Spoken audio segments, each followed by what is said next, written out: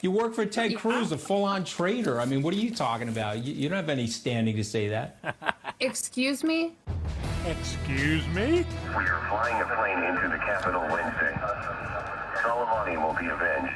We know on the numbers that we have, we won. Democracy won. I expect some babies, some seditious, whiny losers to go out there and protest something that they have no evidence for. Tonight, a senior defense official tells CBS News there are calls all over social media for protesters to storm the Capitol, in addition to reports that some of them will bring weapons. President Trump is encouraging his supporters to protest. Your name forever will be associated with coup plotter. We're witnessing the end of your former party.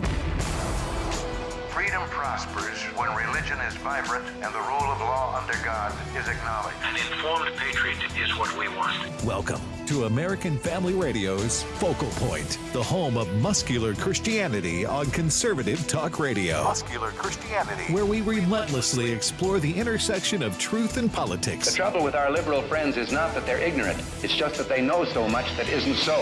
Now, here's your host, Bryan Fischer.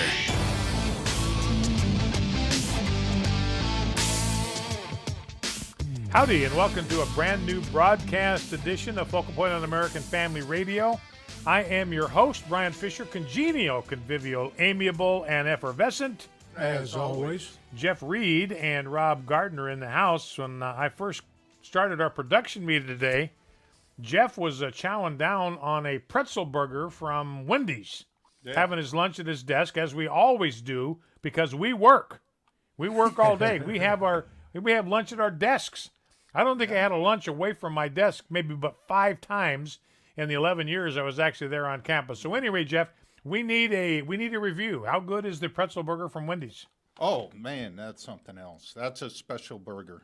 I mean, if you're going to have fast food, might as well have something really good, and that's just a great combination of flavors. Man, I'm afraid I just do not get the combination. If I want a pretzel with my burger, I'll buy a bag of pretzels. Rob, you want to weigh in on this? Yeah, I want to weigh in. Not only is it apparently pretty good, but it smells good seeping from his office into mine when I don't have lunch until after the show. Right. You going to go get a pretzel burger for lunch? I'm not. No, I'm not. Okay. I'm going to eat something like a tuna sandwich. Well, there you go. Something safe and something healthy. So. Hey, whatever. All right. Well, welcome to Focal Point again. We're going to try to get you kind of caught up in the limited time we have. Try to get you caught up on what happened on Capitol Hill. Right now, Ted Cruz is outlining his alternative to just simply certifying the votes, certifying the election. I think it's a brilliant idea. It's been done before. Was done in 1876. An election commission was formed. You had a wildly disputed election in 1876. You had official competing slates of electors were submitted to Congress. So this is worse than what we're dealing with today. And they came up with a solution to that problem that actually worked, provided a solution that everybody could buy into. Don't forget, as we start the program today, you can get podcasts at afr.net. Do not forget that you ought to get a podcast app for your phone and then subscribe to Focal Point. And that way you'll never miss a episode. You know, today, tomorrow, yesterday might be an episode you'd like a friend or a family member to hear because they have an interest in politics. They've got an interest in this election. It might be information that you believe would be helpful to them. Podcast is the easiest, simplest, and fastest way to get this into their hands. Just send them a link to the podcast. They can listen for themselves. If you want to stream the program, you can audio stream it live at afr.net, same place where you can find the podcast if you don't have an app for it. You can also live stream video and audio on our Focal Point Facebook page. That's Focal Point Bryan Fischer, that Facebook page, and then on our YouTube channel. Email address is focalpoint@afa.net. You can follow me on Twitter and on Parler at Bryan J. Fischer, same handle for both platforms. Reminder that my brand new book on the Constitution, Urban Legends of the Constitution, Why Everything You've Heard About the Constitution is Wrong. It's now available at Amazon. You can order a copy today. I'm going to delve a little bit more into what the book is about after we get through with all the selection snafu. All right, well, let's turn our attention to the Word of God. I think it's critically important at this time in our history that we center ourselves on the Word of God. We refer to the Scriptures as our North Star. The Scriptures are our nautical charts. This is how we steer and guide and navigate the USS Focal Point. This is where we get our marching orders. This is where we get the information, the intelligence that we need to engage in meaningful spiritual warfare. So we today are in the book of 1 Samuel in chapters 5 and 6. Remember, this is the book that transitions from the period of the judges to a period of a monarchy, dynastic monarchy, where the civil authority, political authority, was handed down to descendants in the same family. David was the man of God's choosing. His sons became kings. Some of them weren't qualified, some of them were, but that was the system that was established. And this is the story that leads up to that moment. Now, what we're going to learn today in 1 Samuel 5 and 6, if we want to have a future as a country, this may strike you as odd, but what we learn from 1 Samuel 5 and 6, if we want to have a future as a nation, we have to do the same thing that the Philistines did back in the days of Samuel. If we want a future, we got to do the same thing that the Philistines did back in 1 Samuel 5 and 6. Now, in that day, the story is recorded in 1 Samuel 5 and 6. The Philistines defeated Israel, and they actually captured the Ark of the Covenant. This was the symbol of God's presence on earth. It's actually the place where he lived. He lived in that box. His presence was in that box, in the Ark of the Covenant, along with the tablets of the Ten Commandments. So that's where God's presence on earth was localized. And its place was to be in the Holy of Holies, the deepest part of the tabernacle, or subsequently the temple. And that's where God's presence was manifest, where it was localized on earth. And remember, that was such a sacred holy place that not even the high priest was allowed to go into the Holy of Holies, where God's residence was, other than once a year. And he had to go in with sacrificial blood so he wouldn't get struck dead in the Holy of Holies. So anyway, the Philistines captured this thing, the Ark of the Covenant. They knew enough about Israel's religion and faith to realize the symbolic significance of this. So they grabbed it. It was a trophy of war for them. They put it in the temple of Dagon. That was their god, small g god, Dagon. He was a fish god. So they took it to Ashdod, the city of Ashdod, and they deposited it there as a trophy of war. And they put it in the same place where they kept the statue of Dagon, the fish god. So they came in the next day to this holy place where their gods were on display, and they found that Dagon was lying prostrate, face down on the floor before the God of Israel, as if he was paying homage to the true and living God. So they propped him back up, came in the next day, and he was lying prostrate again before the God of Israel, but now he was missing his hands and his head. Overnight, God had cut off his hands, cut off his head. All that was left was his trunk laying there on the floor. So the people of Ashdod said, look, we got to get rid of this thing. Bible says that the hand of the Lord was heavy against the people of Ashdod. They were terrified. The people were afflicted. All the people were afflicted with these tumors that they couldn't get rid of. And so they said, look, we have got to get rid of this thing before we all wind up in our own wing in the Mayo Clinic. The Ark of God, they said, must not remain with us because his hand is against us and is against Dagon, our God. So they realized that this was a matter of spiritual warfare and that the God of Israel was beaten up on their God. So we have got to get rid of this, we got to get rid of the Ark of God. So in other words, they realized that the God that Israel served was way more powerful than the gods that they served. Important thing for us to remember today. We're involved in spiritual warfare for the soul and the future of this country. And it's important that we realize that our God is more powerful than any of the gods that our political and cultural adversaries serve and worship. Our God is more powerful than their God. That's what the Philistines learned the hard way. So anyway, they said, we got to get rid of this thing. What are we going to do? How can we get rid of it? How can we make people think we're actually doing them a solid? So they came up with this idea. Hey, I got it. This is the biggest trophy of war we've ever had. You know, it's not right for us just to hog this thing and keep it for ourselves. We need to share it with the other 4 Philistine cities. Tell them we don't want to hoard this thing just for ourselves. We want to share it with you. So everybody in Philistia gets a chance to have the Super Bowl on display, the Super Bowl trophy on display in their town. So they took it to the town of Gath. Now, it didn't work out for the Gathites. The Bible says that the hand of the Lord was against the city, and he caused a very great panic, and all the men of the city, whether they were young studs or seasoned citizens, broke out with tumors. So they said, so the people in Gath said, just like the people in Ashdod, we got to get rid of this thing before we all wind up at Walter Reed Hospital. Let's share the wealth by sending this on to Ekron. But the word was out by the time they shipped it to Ekron, and all the Ekronites started hollering, we can't have this thing here. It'll kill us and our people. And that's because the same thing happened there. There was a deathly panic, the Bible says, that spread throughout the city. They were as afraid of the ark as Dr. Fauci wants us to be of coronavirus. The Bible says that the hand of God was very heavy there in Ekron. Not just heavy, but very heavy.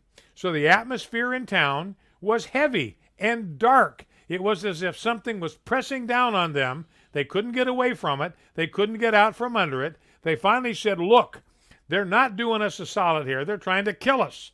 And so they finally did what Dagon did. They got down on their faces before God, and the Bible says their cry went up to heaven. I mean, that was a serious prayer meeting. Why? Because the future of their nation was at stake. And they knew they needed to cry out to the God of heaven, the God who resided in the Ark of the Covenant, resided in the Holy of Holies. They had to get in touch with that God or they were finished as a people. So they said, what we've got to do is we've got to return the Ark to the place where it belongs, or we're going to wind up on a slab in a morgue somewhere. So they had this big powwow. The lords of the Philistines asked the priests and their own diviners, and they said, their men of the cloth said, this has been going on for 7 months by this time, and their priests said, you got to send this back to Israel, but you better not send it back empty. You've got to return it with a guilt offering. So it will only be when you apologize to God, when you get down on your face and you acknowledge your guilt, that you will be healed, that the tumors will go away. And then you'll figure out that that's why his hand did not turn away from you. So in order to get his hand to lift, you have to fall on your face, you have to admit your guilt, you have to give glory to the God of Israel. You haven't done that yet, he said, and that's why God's hand is still heavy on you. You do that, he will lighten his hand from off you and your gods and your land. And he says, if you don't, the same thing is going to happen to you that happened to Egypt. Everybody knew what had happened to Egypt. You don't want that to happen to you, but it will if you don't do what we're telling you to do. Now, this has been going on for 7 months, and Israel had, this is the point I want to make, realize Israel had no idea what was going on here. They didn't have a clue, because this was happening in a different country. That's what a friend of mine calls the scene above the ceiling, the stuff that you can't see. It's the world of the Spirit, and the Bible tells us that's where every issue on earth is resolved. So in the world that we cannot see, Yahweh was beating the God of the Philistines within an inch of his life.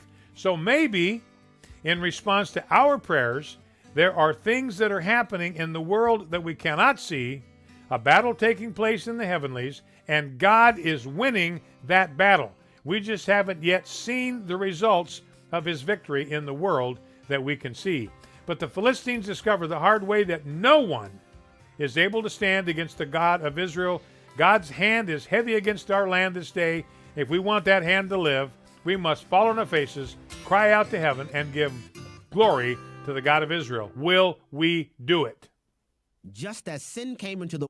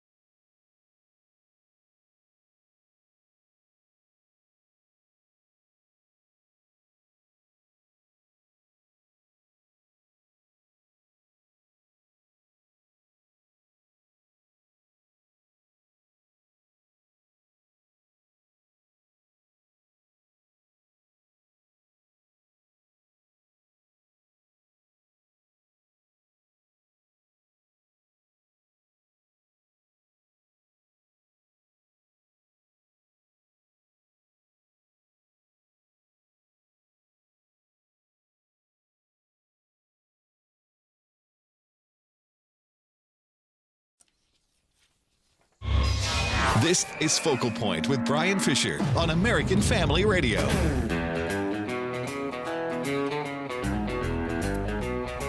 Howdy, and welcome back to Focal Point, the home of muscular Christianity on conservative talk radio. We need some of that muscular Christianity in our nation's capital right now. 200,000 or 300,000 Trump supporters are on Capitol Hill. Donald Trump gave them a lengthy speech this morning. They're on the ellipse. And now a lot of pro-Trump supporters are outside the Capitol building. They've gone through 4 fences, security fences, and apparently they're trying to get into the Capitol building. And I think the Senate was considering the challenge to the certification of Electoral College votes from places like Arizona. Ted Cruz stood up and said, yes, we want to challenge the election results from Arizona, the Electoral College results. And I think all of that has been suspended. I think the Capitol now is in lockdown. They probably ushered the senators out of the building. I don't have audio on. I'm just looking at video of it. But apparently that is what has happened. We hadn't had something like this happen since the days of Andrew Jackson. But again, I think Vice President Pence was right that he did not have the authority to do what Donald Trump wanted him to do. The Constitution and the law says that he's in charge of this session of Congress where they receive the electoral votes and they count them. And it's in that session, the law provides, that if there are any challenges to the electoral results, this is where those results are raised. This is where they are presented. And remember, the objection has to be signed by one member of the House and by one member of the Senate.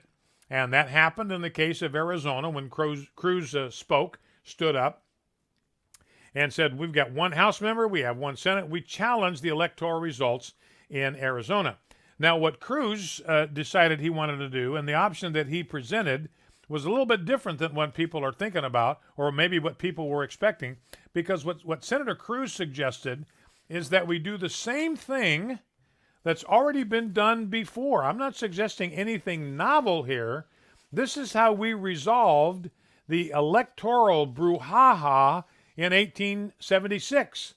There were competing slates of electors. There were 3 states where there's a lot of confusion about the election results. So you had competing slate of electors there in the Capitol building. And so what they decided to do in the presidential election of 1876, this was Hayes versus Tilden. Rutherford B. Hayes versus Samuel Tilden. Those are the 2 guys. And what they did, there were serious allegations of fraud in Florida, Louisiana, and South Carolina. Just like we have serious allegations of fraud in 6 states, there were serious allegations of fraud in 3 states. So what they did in 1876, they didn't say, Congress did not say, look, what Mitch McConnell was saying today. Mitch McConnell was just throwing in the towel. He's the head of the surrender caucus in the Republican Party. He got up and said, we've got no chance to win. All these results have been certified. We just have to roll over and we have to accept our fate. That's Mitch McConnell, the leader of the Republican-led Senate. Time to surrender, guys. Throw in the towel. Just give it up. Lay down your arms and quit. That's the leadership that we have from Senator Mitch McConnell. But what Congress did in 1876, they didn't throw up their hands. They didn't say, well, shoot, we got allegations of fraud, but we can't do anything about that. We just have got to certify. They did not do that. Instead, what they did, and this is what Ted Cruz was recommending today, is that they appointed a commission, an electoral commission. It had 5 House members. It had 5 senators. It had 5 Supreme Court justices. They considered the evidence. They examined the ballots, which has not been done yet in a court of law. Do you understand that? People saying, well, Trump has lost every time he's gone into court. His team has never had the chance to make their case in a court of law. Their cases have been thrown out before they ever got to present any evidence. That's completely upside down. You don't render a verdict before you've heard the evidence. But that's what the Supreme Court did twice, and that's what the lower courts done. They've issued a verdict before they have considered any of the evidence. So that's what's happened up to this point. But this Electoral Commission, they looked at the evidence. They just didn't dismiss it. No, everything is copacetic. We don't believe any of these allegations of fraud, so we're just going to ignore all that, and we're just going to certify it. That's not what Congress did in 1876. So they appointed this Electoral Commission. They examined the ballots. So what this Electoral Commission would do, that Ted Cruz is suggesting and recommending, is they would examine all the allegations of fraud in this election. They would look at it. They would look at the evidence for and against, and then they would make a determination based on the resolution of those electoral challenges and what the outcome should be. And this is all that Senator Cruz is suggesting. He said, I am not rising to overturn election results. We need a commission of 5 House members, 5 senators, 5 members of the Supreme Court to take a look at the evidence and render a decision. You know, we got more kind of stuff that we saw all through the election, presidential election, that bothered us. And I watched the tape on this. If you were watching CNN last night, I wasn't watching it live, but I saw tapes of this. While you're watching the election results come in on CNN, if you're watching the ticker, which has the rolling numbers, and remember, we're talking about an election here, ladies and gentlemen. Which way do the numbers go in election? There's only one way they can go. The only way they can go is up. As more votes come in, regardless of the candidate that gets the votes, the numbers on their tally go up. They don't go down. They never go down. If the numbers go down, somebody's got to explain that. That's hinky. That's not right. Something bad wrong with that. Well, last night on CNN, while you're watching live, all of a sudden David Perdue, he's in one of the runoffs in Georgia for the Senate, 5,000 votes just disappeared from his numbers. They just went away. All of a sudden, the number just dropped from 2,130,000 to 2,125,000. No explanation, no warning. They just flat disappeared. Those votes were taken away from David Perdue's totals. Now, maybe there's a perfectly innocent explanation for that. I cannot imagine what that would be, but we haven't got an explanation. Whether a good one or a bad one, we haven't received one. Election officials in Georgia, they haven't said word one about what happened there. Numbers dropped by 5,000 instantaneously. And we have no explanation from Georgia election officials about how that could even possibly happen. And John Ossoff's tally, he's Perdue's opponent, his numbers didn't change. They stayed the same. So it wasn't like the numbers were taken out of Perdue's column and transferred to Ossoff. That would have been, I think, apparently too obvious. So they just disappeared the votes from Perdue's total. So anyway, that's hinky. That requires an explanation. And, you know, going regarding voter fraud or irregularity, there's an organization called True the Vote, and they have actually challenged the eligibility of 364,000 voters. They challenged the eligibility of these voters to participate in these runoff elections because, listen to me now, 364,000 people, their names have appeared on a change of address database that's maintained by the U.S. Postal Service. So if the federal government is your be-all and end-all, we got to do what the federal government says. What the government would never lie to us. They would never deceive us. They would never mess with us. Well, they've got a database that they maintain, and they have to, or people stop getting their mail. 364,000 people have on file with the U.S. Postal Service that they've moved. They're not living at the same place that they used to. So the mail-in ballots are being sent to places where people used to live, but don't live there anymore. 364,000. So that means there are 364,000 questions that have. I'm not saying that every one of those ballots was bad. I'm just saying we need an explanation for every one of those 364,000 ballots. So we'll see where all of this goes. You know what Bryan, Harry Reid has done. Yeah, it doesn't look like it's going anywhere right now. The Senate is in recess due to the call of the chair. They're saying that parts of the Capitol building were breached, or there's a threat of violence from protesters. So it looks like everything's on hold. Yeah, that's what we were talking about earlier. The Capitol Police would just shut the thing down. They cannot afford to have the senators at some kind of risk. So if you've got this kind of turmoil, this kind of tumult, you just got to shut the whole thing down until things quiet down, so then you can come back and reconvene. I'm looking here at some pictures of people filing in an orderly fashion into the Capitol building. Filing in an orderly fashion, carrying American flags, not being detained, not being handcuffed, not being arrested, not being herded somewhere else into pens. They're walking in an orderly fashion into the Capitol. Yeah, but I doubt that we're going to see the mainstream media report this as mostly peaceful protests. No chance that's going to happen. Let me give you, by the way, before I jump into this other soundbite, let's start with clip number 1, Rob.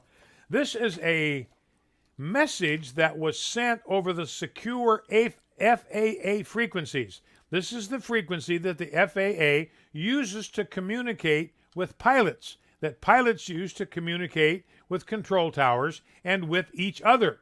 So it's a very secure form of communication. Somebody breached it, a Muslim or some Muslim organization. They apparently breached it. Now, we don't know for a fact it's Muslims, but who else would send a message like this? So let's listen to the message. This is the actual message that was sent from a Muslim group, or Muslims plural, or a Muslim, or somebody who's sympathetic to Islam, or somebody who's twisted enough to try to create problems in the name of Islam. Here is the message that was sent. We are flying a plane into the Capitol Wednesday. Soleimani will be avenged. So that's today. That's today. Today is Wednesday. And this is in vengeance, retribution for the death of Soleimani. Remember, we assassinated him. We executed him. He was the chief terrorist in Iran. We took him out. And now this is going to be in revenge for that. They're going to send a plane into the U.S. Capitol building. Now, the assessment from our intelligence officials apparently is that there's nothing to this. There's no threat. It's just an empty threat. But, you know, you can't ignore a threat like that. You got to take it seriously, and you got to follow up on it. So we'll see what happens there. Now, when it comes to the mainstream media, I got to be looking at, where is that sound? Oh, yeah, clip number 4. I want you to listen to this. This is where the mainstream media, this is CBS, that reporting on this, and this is what they're saying yesterday on the news, clip number 4.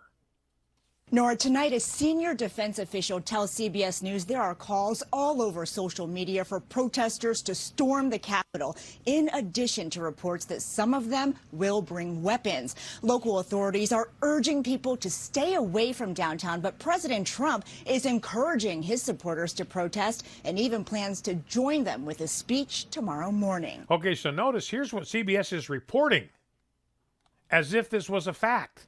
As if this was an established fact of modern American life, that Donald Trump supporters are going to storm the Capitol building, and they're going to be armed. They're going to be bringing weapons in there, and they're going to storm the place. And their evidence is stuff that's on social media. Ladies and gentlemen, that's not evidence. That's just evidence that somebody said it. That's not evidence of anything happening on the ground. So we'll see how all of that goes. So far, the Trump supporters that have approached the Capitol have done so peacefully. And I remember one incident when I was the chaplain of the Idaho State Senate. I was a chaplain there for a time when I was a pastor in Idaho. And I don't even remember what the issue was, but we had a whole bunch of people, protesters, that stormed into the Senate room, the room where the Senate meets. And they were throwing confetti all over the place. They were invading the place. And I'm sitting there in the chair that the chaplain occupies. We didn't even have a chance to get the session started that day. Hadn't even had a chance to get my daily invocation. And they storm in and disrupt the place. And they just kicked the police, the Capitol security, just ushered us all out of the room. You need to clear out. We don't know what's going to happen here. Nothing violent happened, but they were clearly disrupting the order of business. And so the Capitol had to be cleared until they could deal with the protesters and calm everybody down. Now, from what I'm seeing, and Jeff, I don't know if you've got any different information, or Rob, I'm looking at these live scenes from the Capitol building, and everything looks peaceful. From what I'm looking at, I don't see anybody with guns. I don't see anybody waving guns. I don't see anybody threatening to shoot anybody. So it seems like it's just it's one of those peaceful protests that the media kept telling us that's all that BLM is about. Even though they were breaking windows, even they were using skateboards to break into businesses, even though they were beating people over the head with rocks, even though they were pummeling them. Oh, this is mostly peaceful. Remember that one guy, I forget who it was, he was talking about these BLM protests, the riots really, and behind him there is this building that's on fire. I mean, flames are shooting out of the windows of the building.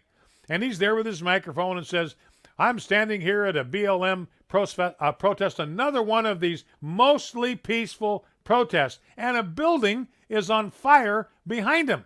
So the media can look at actual violence and they say it's a peaceful protest. And they look at a peaceful protest, like what the Trump supporters are doing right now, and they say that's violence. That's reprehensible. We cannot be having that. They're storming the Capitol.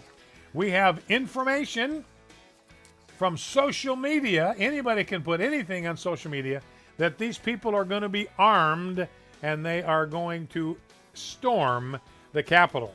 Now, lawmakers have been vacated from the Senate room and from the room where the House of Representatives meets, which is appropriate. You can't take a chance with the safety and security of the legislators in a situation like that. You know, and who knows who might infiltrate this group. Who knows what some whacked out Trump supporter might even do. So you have to be careful with all of this. So that's what's going on in the nation's capital today, an amazing day in American history, ladies and gentlemen. We'll be right back. Stay with us.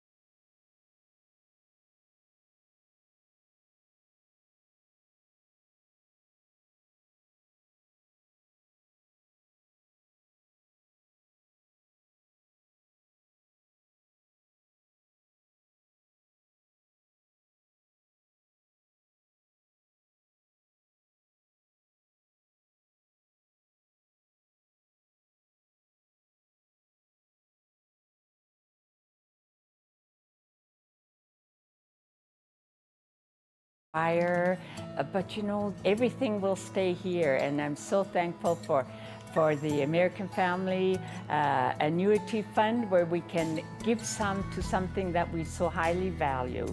Through the AFA Foundation, a charitable gift annuity provides a monthly income as well as a legacy of support for the American Family Association. I cannot recommend a better person than they have at AFA to help you with getting your annuity fund.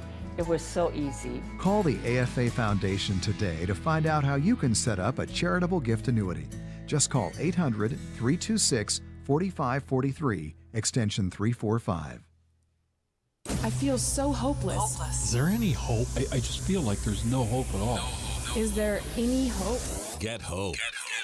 Last month, I came across Psalms 23 in the Bible. That's TWR President Lauren Libby. I was impressed with, "The Lord is my shepherd, I shall not want." It occurred to me that since Jesus is my shepherd, provider, and protector, I should not want. God is committed to the needs in our lives, not necessarily wants. Debt is taking future resources, emotionally, physically, financially, or spiritual resources, to satisfy current wants, creating a gap or a deficit, and thus creating a debt. Since Jesus is my shepherd, the one who provides and protects me, I have the ability not to be enslaved by my wants. Now that gives hope. Need more hope? We have resources waiting for you, including a free devotional. You'll find them at gethoperadio.com. That's gethoperadio.com. American Family Radio. You're listening to Focal Point with Bryan Fischer. Bryan Fischer.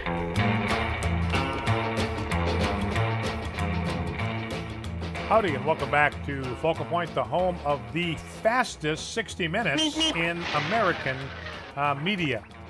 So, got a lot going on Capitol Hill. It's amazing. We're trying to get in touch with somebody that is actually on the Washington Mall, who is there right now while this is going on, and we're trying to see if we can connect with them, get them on the program, and get a live report from the scene. So we're working on that. We'll see if we can do that.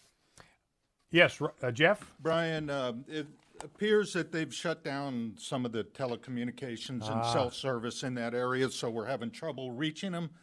I'm going to go ahead and text him the call-in number just in case he gets live again. Okay, good enough. Thank you. So again, part of the security apparatus to close down communications to make it difficult for people that do have ill will to be able to do anything with it. I want to get to a couple of sound bites before we move on. I want to start with clip number 9, Rob.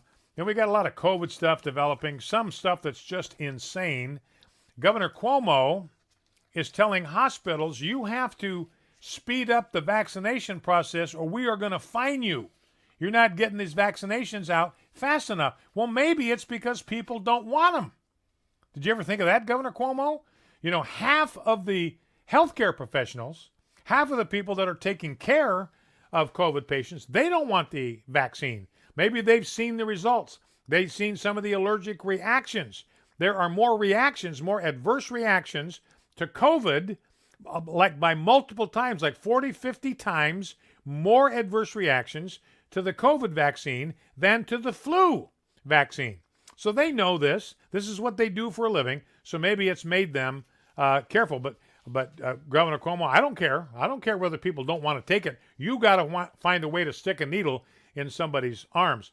So only about 46%, only about half of the allotted doses of the vaccine have been used, have been distributed, have been injected into somebody's arm. And maybe it's because people just don't want it. And I'm trying to see the fine that, $100,000. Cuomo says, I'm going to fine you $100,000 unless you don't start sticking needles in more people's arms. We can't be putting up with this. You got to fine people and you got to stick them with this vaccine. I don't care whether you want to do it. I don't care whether you like it. I don't care whether they want it. You need to find people and inject them with this vaccine. You know, we warned you that this kind of stuff was coming, that there are going to be mandates about these vaccines, about people have to give it. And remember, the Fourth Amendment says you can't do that in America because you have a right, a constitutional right, a God-given right to be secure in your person. So what we need to say to people that want to vaccinate us against our will, I need to see a warrant. You got to get a warrant. That's the only way that protective wall can be breached of your privacy, your security, is if they have got a warrant to inject you with a vaccine. Until that happens, they have no right to stick a needle in your arm. So anyway, so just more incompetence, blithering incompetence is what one of the county executives in New York said.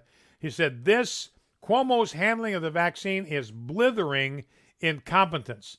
And remember, this is a guy that wrote a book. He got some kind of Emmy for being so masterful on television. Now, other executives in his own state are calling him a blitheringly incompetent executive. And back on December, he even said, Cuomo did, that drug addicts ought to get the coronavirus before the elderly do. Now, no, the vaccine before the elderly do. What did I say? You said the virus. Oh, yeah. No, that's what we're trying to stop. Yeah, that drug addicts need to get first in line for the vaccine ahead even of the elderly, even though they're the most vulnerable population that we have. Now, clip number 9, this shows you the human tragedy. I mean, what I'm about to play, this is an absolute travesty. This is inhumane. It is cruel. It is a form of brutality against innocent citizens who have done nothing wrong. They've done nothing to deserve this kind of treatment. But here, the people that run the medical establishment, apparently they think this is absolutely A-OK. They wouldn't recognize the Constitution if it came up and bit them in the leg. So that's why they do this kind of stuff. So listen to this. This is clip number 9. Gary's wife, Ann, lives in the same facility. He's in independent living. She's in memory care. Gary would visit Ann multiple times a day, comforting her. I know that if the tables were turned, she would be caring for me. She is the best thing that's ever happened to me in my life. Then this spring, the state health order kicked in. The couple, who has been married more than 3 decades, were no longer allowed to touch each other. It is a loss. I mean, her isolation and my isolation run in parallel. In the lawsuit, Ann's health declined. So did Gary's. He said nursing home staff, even employees who had been exposed to COVID, were allowed near Ann, but he wasn't, even though he's repeatedly been tested for the virus. And so he went to court. This guy had to go to court. This guy had to go to court to get permission to touch his wife, to comfort her, to hold her hand. He had to get a judge to rule that that's okay for a husband to comfort his wife who could be on her deathbed. So that's just how inhumane and brutal this whole thing is. I'm telling you, it's not the virus. It's not the virus that's causing this. It's the panic. It's the hysteria. It's the totalitarianism that's causing all of these problems. Now, Andrew Cuomo was waiting for a bill to show up on his desk that would give him the ability to throw coronavirus victims into a detention camp. Did you hear that? I'm not exaggerating. There's a bill that's going through the New York Assembly right now that would give the governor the authority to detain people for 60 days without any kind of due process, just if he suspects that they've got coronavirus and suspects that they might be a danger to somebody else. Let me just read some of the exact words. This would give the governor the authority for the removal and detention of cases who are or may be a danger to public health. Here's some more language from this bill. It would give the authority to the governor to declare that an individual is a threat to public health, and then, quote, a person or group of persons shall be detained. That's the word detained. That's why they call them detention camps, in a medical facility or other appropriate facility or premises. Not just detained in a medical facility. You could be detained in some other facility or an other set of premises. So in other words, all the governor has to do, if this bill goes through, all the Governor Cuomo would have to do, and trust me, that's a guy who would have no hesitation in doing this, all he would have to do to lock you up is to come up with, quote, clear and convincing evidence that the health of others is, or catch this, or may be endangered by a case, contact, or carrier, or suspected case. So he doesn't have to prove that you are a carrier, that you are contagious, that you are a danger, just that you may be, and just that you may be suspected of carrying coronavirus. He can detain you and lock you up for 60 days. That's the language of this bill in New York. And it doesn't even specify coronavirus or even a lethal disease, just a communicable disease. Not a deadly disease, but just a communicable disease, a disease that you could give to somebody else. So what that is, ladies and gentlemen, is naked totalitarianism, which is what we have been under virtually from the beginning of this coronavirus panicdemic. Now, the people in New York are striking back. I just love this. You know, Governor Cuomo said, okay, I'm going to let the Buffalo Bills, remember they play in New York, I'm going to let the Buffalo Bills, they're due to host a playoff game this weekend, I'm going to let them have 6,700 fans in the stadium as long as I get to be one of them. Yeah. So Governor Cuomo saying you guys can go ahead and have fans. They can go ahead and come in. 6,700 people. You can have them in your stadium to watch this playoff game. But by the way, I'm coming. Jeff? Yeah, it's similar to him shutting down the whole thing in Times Square during New Year's, and then he's out there dancing with his wife. You know, that's just... Well, that wasn't Cuomo. That was the mayor, Bill de Blasio. Oh, okay, my mistake. So, but same difference. Yeah, well, yeah, I mean, exactly. You know, how do you tell them? How do you tell them apart after a while? Yeah, it reminds you of the book Animal Farm again. You know, some animals are more equal than others. Yeah, that's exactly right. All right, so 13,000 people, as of this morning at least, had signed that petition that he not be allowed, or that he refrain from attending the playoff game. I don't think they can keep him from there, but they're appealing to him not to do it, just out of common decency and courtesy. So anyway, that's going on in New York. People signing this petition says, this is our team, the Buffalo Bills. This is our home. We don't want you here. And the guy that formed this petition said, look, some of us have been waiting 20 years. The Bills have not hosted a playoff game in 20 years. And you're going to spoil it for us if you show up. We don't like you, Governor Cuomo. We want you to stay home. Just an update on what's been going on. The mayor of D.C. is imposed a curfew starting at 6 o'clock tonight. Okay, that's Muriel Bowser. She's a hardcore leftist, so she'll do anything she can to stop the Trump.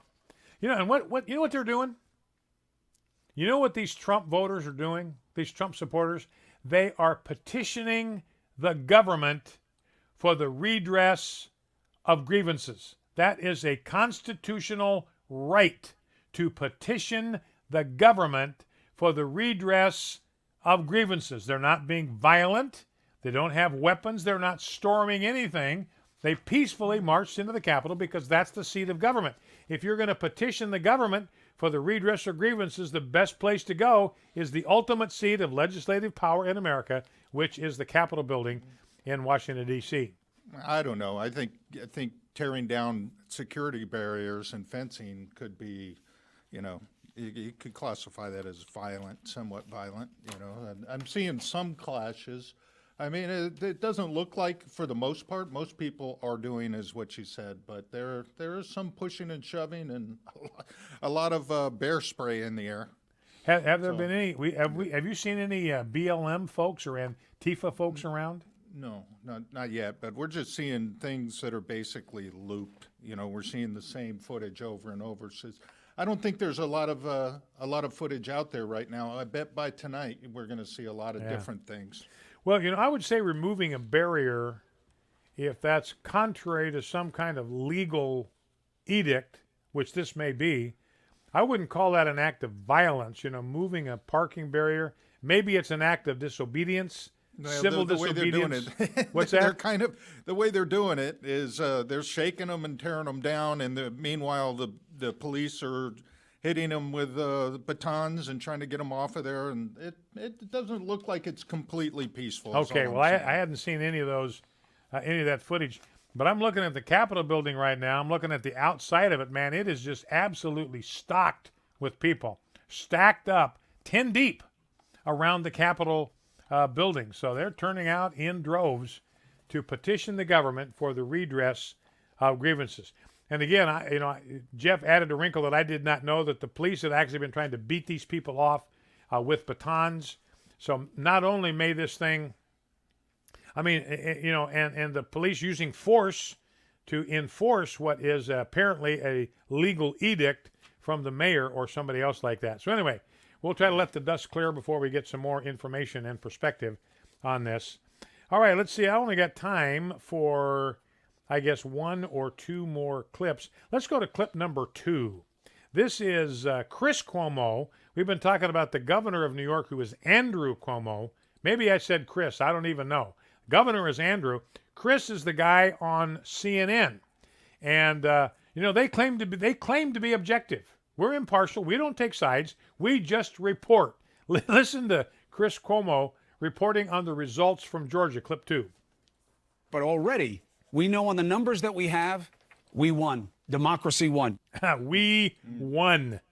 Nothing impartial or objective about that. And then he catches himself and says, oh, wait a minute. I just misspoke. That could come back and bite me. Not we won, but democracy won. Let me clarify. Now, give you an example of the civility we get from the left. This is a guy by the name of Chris Hahn, who used to be a former hatchet man for Chuck Schumer. And he's showing us here what it means to be nonpartisan, talking with Matt Schlapp about the runoff elections in Georgia, clip 3.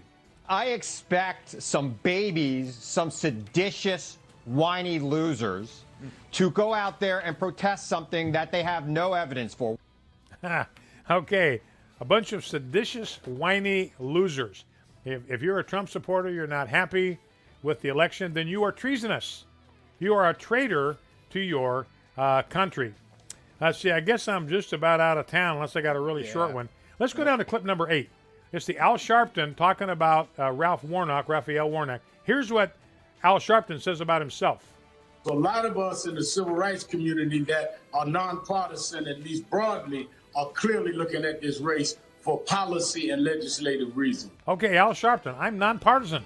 Those of us, including me, who are nonpartisan.